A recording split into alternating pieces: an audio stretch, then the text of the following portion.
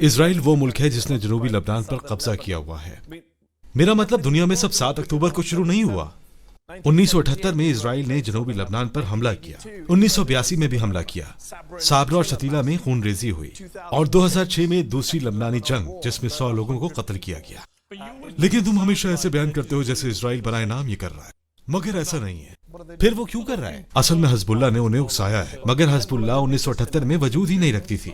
ٹھیک ہے، مگر اب جو ہو رہا ہے میں خاص طور پر اس کی بات کر رہا ہوں. 7 اکتوبر سے جاری اشتعال انگیزی دراصل حزب اللہ نے جو راکٹ 7 اکتوبر کو اسرائیل پر داغے تھے، یہ اس کا جواب ہے ان کی طرف سے. یہ درست نہیں ہے. 8 اکتوبر کو یہی ہوا تھا. جی نہیں، یہ بالکل غلط بات ہے. ایسا ہی انہوں نے پہلا راکٹ کہاں چلایا تھا؟ انہوں نے 8 کو راکٹ چلایا تھا. کہاں؟ یہ تم مجھے بتاؤ. تم نے کہا انہوں نے اسرائیل پہ راکٹ چلایا، مگر کہاں؟ انہوں نے اسرائیل کی سمت میں راکٹ چلایا. انہوں نے کہاں راکٹ چلایا تھا؟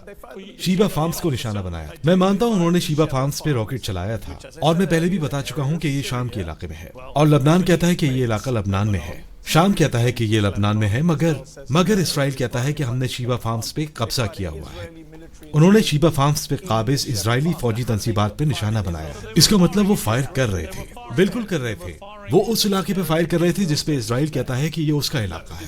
نہیں، اسرائیل یہ کہتا ہے کہ یہ حصہ شام کا ہے، کیونکہ یاد رکھو کہ اسرائیل شام ہے، مغربی سمندری حصے اور غزہ، اور لبنان کہتا ہے کہ کچھ حصے اس کے بھی شامل. ٹھیک ہے، یہی مسئلہ ہے. اسی مسئلے کی بنیادی وجہ اسرائیل کی علاقائی توسیع ہے. یہ بے ترتیبی ہے. یہ بے ترتیبی نہیں بلکہ حملہ ہے. اسرائیل بہت سے عرب ممالک کی زمین پر قبضہ کر رہا ہے، جس کی وجہ سے یہ نام نہاد مزاحمت، نام نہاد دہشت گردی، تم جو بھی لفظ استعمال کرو مجھے فرق نہیں پڑتا، مگر بنیاد یہی ہے. اس ہفتے تمہارے ساتھ جان مشی نے بھی یہی نقطہ اٹھایا تھا. اس پر اگر قبضہ کرنا چاہتے ہو تو تشدد کا سامنا کرنا پڑے گا. اور دیکھو، کیا حزب اللہ نے اسرائیل کے اندر فائر کیے؟